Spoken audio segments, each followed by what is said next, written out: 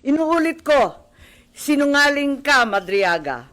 At ang lahat ng gustong marinig at pakinabangan ng mga kasinungalingan mo ay may naghihintay na kwarto sa impyerno. So, simulan na natin. Huyu, Madriaga. Sinungaling ka, Madriaga. Naku, hindi ko mabuo yung pangalan nito.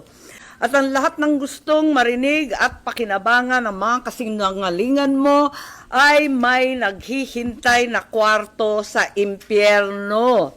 Ako, bilang senador at kapatid ni Bonget, 10 ng mga tunay na nakakaalam ng pangyayari ay may moral na pananagutan na pabulaan at itama ang nakakasukang kasinungalingan ni Madriaga. Inuulit ko, sinungaling ka, Madriaga, at hindi ako papayag na gamitin mo at ng mga kasamahan mo ang oras, ang espasyo, ang dignidad ng kahit na anong opisina o sangay ng gobyerno.